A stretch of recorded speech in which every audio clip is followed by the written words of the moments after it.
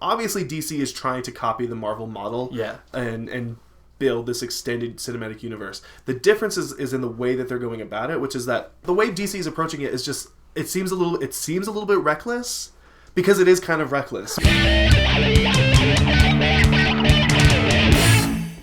It's not sink or swim for this. Like, this is not their long-term goal. Is to not, like, they're doing it because people seem to be interested in the idea of an extended cinematic universe, and people are going to, like, buy into that. And it's true. They are, and they will. And, like, that's about the end of it. Like, like Marvel's whole goal is to just establish this world. And, like you were just saying, you don't necessarily think that that's a great idea.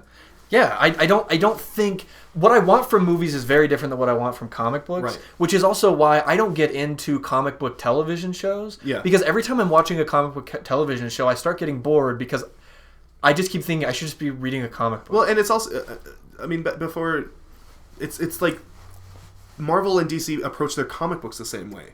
Yeah. Like, from the beginning, like, Marvel's had the same consistent universe. They don't reset every 10 to 15 years. I don't know if that's true. I think that they do a thing where they... I mean, they do retconning. Yeah. But it's not the way that, like, when they don't have the crisis. when there's an alternate, like, universe version of a Marvel story, like, they make sure you know it's, like, on the title. Whereas DC, they give creators, like, a lot of leeway to do different things with their characters. And so there's lots of different versions, even within the comic books. Like, we talk about the Frank Miller Batman being a completely different character than the mainstream Batman. And that's, like, there's a reason for that. It's because there's just different ways to do these characters. Yeah. And this film is just an example of that. This is one way to do Batman and Superman. It's not the definitive way. There is no definitive way. Right. Like, the Nolan trilogy is not definitive. Christopher Reeves is not definitive because the characters are bigger than any, like, one portrayal. And each person will have their definitive version of the character. Right. You know, like, somebody was actually on Twitter last night, somebody that I follow tweeted out, you know, who's your definitive Batman? And I said, mine's Doug Mensch.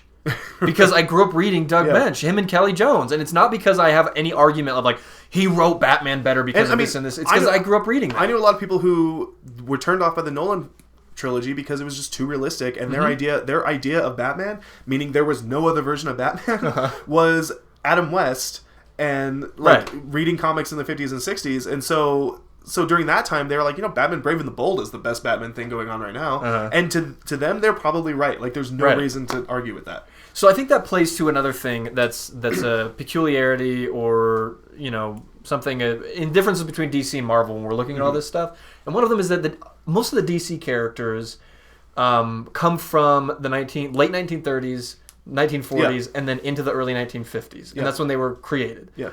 And so the fact of the matter is that during those time periods when these characters were created, what was expected from comic books and different things and from characters were very different.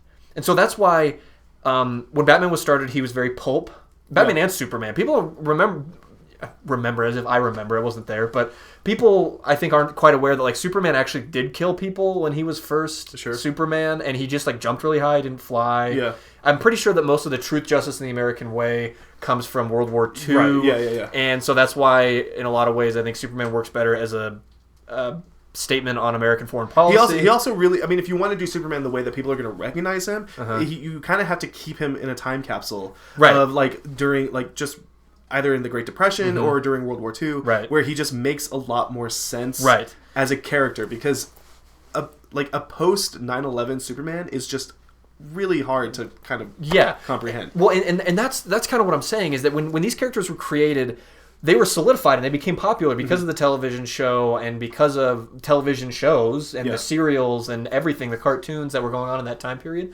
So they were already solidified in people's brains. But when Stan Lee, Jack Kirby, and Steve Ditko and people at Marvel started doing really interesting things in comic books in the 60s and the 70s, like, they were inventing a new way to approach comic book characters. Their characters are a lot more relatable. Like, the reason that I think that Spider-Man is one of the best superheroes ever is because he's one of the only ones that was ever created that it actually makes perfect sense for you to relate to him. Right. And because the way that they made Spider-Man is one of his superpowers is that he's relatable. Yeah. Right? Batman and Superman, their superpowers are not that they're relatable because they were created in a different time period. So translating Spider-Man into 2016 is so much easier because, you know, you're changing that, you know, instead of you know, how he communicates with Mary Jane is like through text message. Yeah. That's not a huge difference, right. You know? Whereas what Superman represented in the late 1930s and what Superman would represent in 2016 is by its very nature just completely different. Yeah. And so because of that,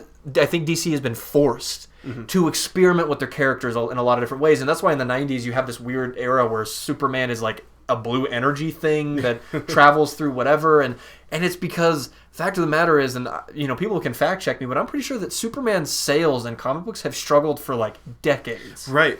So the whole idea that like Zack Snyder is the one ruining Superman is just kind of absurd on its face, because again, Superman was created as an archetype, not as a character. And so yeah, he's gone through all these different changes where DC will do anything to this character to try to get people to come out and pay attention to him. So I'm a little like baffled by the whole notion that people are offended by this take on Superman, because it's like, point me to your source for like what is a great Superman story. And I think I would say All-Star Superman, but again, that is a very radical take on Superman. People don't realize that, like the whole idea, like the iconic cover of Superman where he's kind of like slouching and he's like looking over and he looks kind of stoned, like that's totally different from any other portrayal. Like there's a reason he looks that way, because Grant Morrison had this idea that if Superman really existed, he would be kind of laid back because he has all power, whereas every other version is, you know, he's standing with his arms and he's super muscular. Yeah. So my point is, like, there is no one, I don't know, I've said that so many times, but there's no one way to do it. And well, so I guess, like, so Zack Snyder does these movies. He does 3 or 4 of them or whatever with Henry Cavill as Superman, and fans hate them. Like, that's not the end. Like someone else will come along and do another Superman movie that might be better, might be worse. It's going to be different, and that's perfectly in line with how the character has existed for at least the last 40 to 50 years. And so a conversation that we've had a lot is, because I actually think this is important for me to recognize, and that is that because I didn't grow up as big of a Superman fan, because quite frankly, I don't know if I've ever met someone who, when I said, who's your favorite superhero, I know that they exist. Like, please recognize, like, because of the internet, I know these people exist, but I've met lots of people over my life who really love comic books, and I've never met somebody that when I was like, who's your favorite superhero, they were like, Superman. Yeah. And that's because Superman has always struggled to be a compelling character. But having said that, that's why I think that's the answer, because he's struggled in that way. Having said that, though, I do have to be, compassionate to the fact that, like, I've always been a really hardcore Batman fan my whole life. So I've been through a lot in Batman world. Right. Like, I remember 1997, and I was like, I would have been like 10 years old, 9 years old when Batman and Robin came out. Yeah. And that movie, as a 9-year-old, I remember, like, I watched it and thought it was fun. And then by the time it came out on VHS and my parents bought it for me and I watched it, I was like, this movie's stupid. Because my brain must have gone through some sort of, like, you know. But I remember the years between 97 and 2004 when Batman Begins came out.